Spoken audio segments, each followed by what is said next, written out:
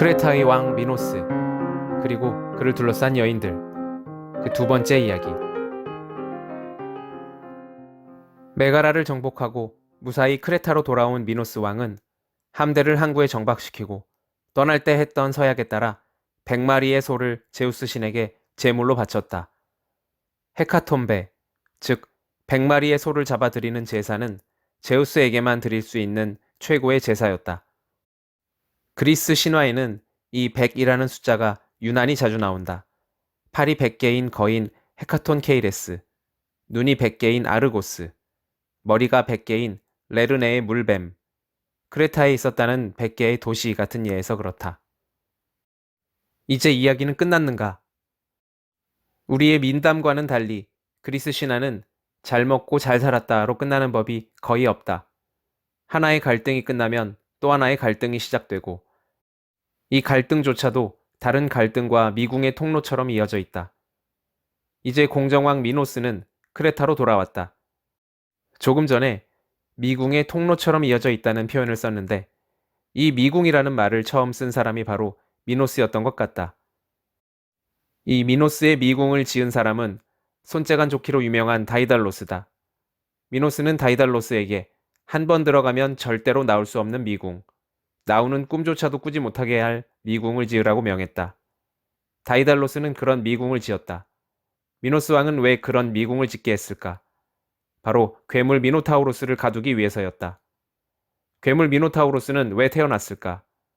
알다시피 왕비 파시파에가 황소와 부정한 짓을 저질렀기 때문이다.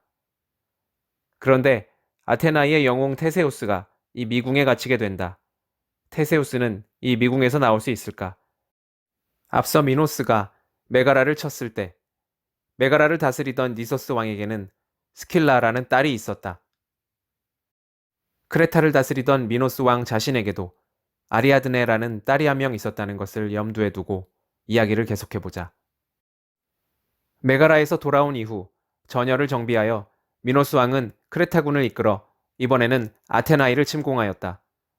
아테나이의 저항은 앞선 메가라보다 더욱 심했다. 결국 미노스 왕은 아버지 제우스에게 기도를 올렸고 제우스는 아들의 소원을 들어주어 아테나이의 역병이 돌게 하였다. 크레타군의 오랜 포위로 기아에 시달리는 데다 역병까지 돌자 아테나이인들은 더 이상 저항하지 못하고 항복하였고 미노스 왕은 아테나이에 해마다 괴물 미노타우로스에게 제물로 바칠 젊은 청년과 처녀를 각각 7명씩 조공으로 바치도록 요구하였다. 미노스 왕은 괴물 미노타우로스에게 이 선남선녀들을 먹이로 제공하고 있었다. 이 괴물은 힘이 무지막지하게 세고 성질이 난폭하여 다이달로스가 특별히 설계 시공한 미궁에 갇혀 살았다. 이 미궁은 실로 교묘하게 만들어져 누구든 이 안으로 들어가면 혼자서는 빠져나오지 못하게 되어 있었다. 미노타우로스는 이 미궁을 헤매며 인간이라는 산 재물을 잡아먹고 있었던 것이다.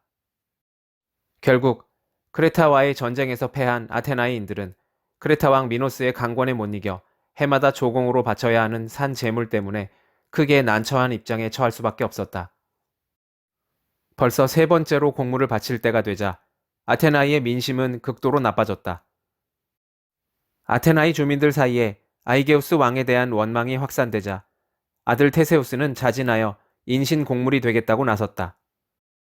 왕자 테세우스는 이러한 재앙으로부터 백성을 구하지 못하면 산 제물이 되어 제 나라 백성들과 함께 죽기로 마음먹었다.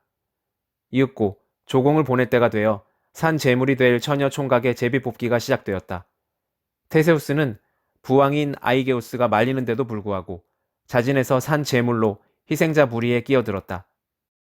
아이게우스 왕은 사랑하는 아들 테세우스가 크레타 섬으로 떠날 때 흰 돛과 검은 돛 2개를 주며 크레타로 갈 때는 배에 검은 돛을 달고 만약 미노타우루스를 무찌르고 승리하여 아테네로 돌아올 때는 배에 흰 돛을 달라고 말했다. 배가 크레타에 이르자 처녀 총각들은 미노스 왕 앞으로 끌려나갔다. 그런데 그 자리에 나와 있던 미노스 왕의 딸 아리아드네는 테세우스의 모습을 보고는 첫눈에 반하고 말았다. 이는 테세우스 역시 마찬가지였다. 아리아드네는 테세우스에게 미궁에서 살아나올 수 있도록 도울 테니 그 대신 아테나이로 돌아갈 때 자신을 아내로 맞아 데려가 달라고 하였다. 아리아드네가 이렇게 금방 사랑에 빠지게 된 것은 아포로디테 여신이 도운 덕분이라고 한다. 신들을 공경하는 경건한 젊은이였던 테세우스는 크레타로 출발하기에 앞서 아포로디테 여신에게 제물을 바치며 무사 귀환을 빌었기 때문이었다. 아리아드네는 테세우스에게 미노스 왕의 미궁 라비린토스는 한 번 들어가면 다시는 밖으로 나오는 길을 찾을 수 없는 미궁이므로 그냥 들어갔다가는 그가 미노타우루스를 죽이더라도 살아서 나오지 못할 것이라고 말하였다. 그러면서 그녀는 테세우스에게 칼 한 자루를 주며 그것으로 미노타우루스와 싸우라고 했고 실 한 타래를 주면서 실을 이용하면 미궁에서 빠져나올 수 있다고 했다. 덕분에 테세우스는 실을 풀면서 미궁으로 들어가 미노타우루스를 죽이고 그 실을 따라 미궁에서 나오는데 성공했다. 그리고 나서 테세우스는 항구로 나가 미노스 왕의 배들에 구멍을 뚫어 추적해오지 못하게 한 뒤 아리아드네 공주와 자기 손으로 구한 아테나이의 처녀 총각들을 데리고 아테나이를 향해 닻을 올렸다. 테세우스는 아테나이에서 크레타로 출항하기 직전에 자신이 승리하고 귀국할 때는 검은 돛 대신 흰 돛을 올리겠노라고 부왕과 약속했다. 하지만 테세우스는 이 약속을 지키지 못했다. 서둘러 귀국하느라고 경황이 없어서 그랬을 것이다. 아이게우스 왕은 이미 수많은 공적을 세운 아들 테세우스의 용맹함을 믿고 있었지만 걱정을 떨치지 못하고 매일 바닷가 절벽 위에 나가 아들이 흰 돛을 달고 무사히 돌아오기를 기다리다가 결국 귀향하는 배에 달린 검은 돛을 발견하고는 테세우스가 크레타에서 죽은 것으로 여기고 그만 바다에 몸을 던졌다. 그래서 이때부터 이 바다는 아이게우스의 바다라는 뜻의 아이가이온이라고 불린다. 우리에게는 에게해라는 말이 익숙하다. 실제로 오늘날 그리스의 수도 아테네에서 남쪽으로 자동차로 약 1시간 반 거리에 수니온 고지라는 절벽이 있고 이 곳의 가장 높은 곳에는 포세이돈 신전이 있다. 포세이돈 신전 뒤편으로 돌아가면 에게해가 한눈에 들어온다. 아이게우스가 투신한 곳으로 여겨지는 절벽에는 지금도 쉽게 다가설 수가 없다. 바닷바람이 어찌나 거센지 금방이라도 사람을 쓰러뜨릴 것 같기 때문이다. 자, 그렇게 테세우스는 귀국길에 올랐다. 한편 아버지 미노스 왕과 조국을 배신하고 아테나이의 왕자를 도운 아리아드네의 운명은 어떻게 될까? 테세우스와 잘 먹고 잘 살았다는 말과 함께 이야기는 끝나는 것일까? 앞서 말했듯이 그리스 신화는 이렇게 끝날 것 같은데도 좀채 끝나지 않는다. 테세우스 일행은 귀국하는 도중에 낙소스 섬에 기항했다. 그런데 테세우스는 아리아드네가 잠들어 있을 때를 이용해서 아리아드네를 놓아둔 채 낙소스 섬을 떠나버렸다. 생명의 은인에 대해 이 같은 배은망덕한 짓을 한 것은 그렇게 하라는 아테나 여신의 현몽이 있었기 때문이다. 공주가 홀로 섬에 남아 팔자를 한탄하고 있는데 마침 낙소스 섬에 머물고 있던 포도주의 신 디오니소스가 나타나 공주를 도와주었다. 디오니소스 신은 공주의 머리에서 사랑의 선물로 준 화관을 벗겨 하늘로 던져 올렸다. 영원한 영광의 징표인 별자리로 박아주기 위해서였다. 화관이 하늘로 날아오르자 거기에 박혀있던 진주는 별이 되었다. 별들은 곧 하늘의 화관 모양으로 자리를 잡았다.